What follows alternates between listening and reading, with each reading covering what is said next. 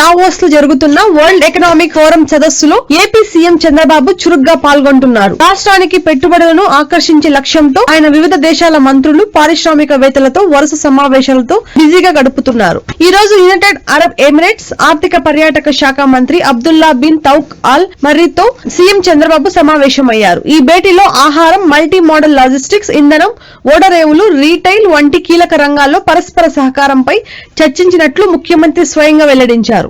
ఈ మేరకు తన ఎక్స్ ఖాతాలో సమావేశానికి సంబంధించిన ఫోటోలను పంచుకున్నారు. 99 పైసలకు ఒక ఎకరా భూమి ఇస్తానంటే నేను కూడా ముందు వెనక ఆలోచించా. ఐటీ మినిస్టర్ గారు లేదు, ఇవాళ విశాఖపట్నాన్ని ఒక ఐటీ క్యాపిటల్ గా తయారు చేయాలని చెప్పి ముందుకు వచ్చారు. అది కూడా ఇంపార్టెంట్ కంపెనీస్, టీసీఎస్, కాగ్నిజెంట్ ఇలాంటి పెద్ద పెద్ద కంపెనీస్ అన్నిటి కూడా ఇద్దామంటే ఇచ్చాం.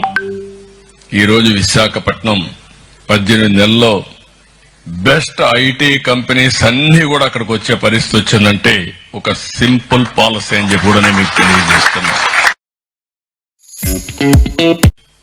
నా ఒక్క పబ్లిక్ పాలసీ ఐటీని ప్రమోట్ చేయాలనుకున్న నిర్ణయం ఈ రోజు ప్రపంచంలో 195 దేశాల్లో తెలుగు వాళ్ళు ఉన్నారంటే అది ఆ రోజు తీసుకున్న ఒక్క నిర్ణయం. ఇలాంటి అనేక నిర్ణయాలు చేశాం. ఎప్పుడు కూడా మీరు గుర్తుపెట్టుకోండి.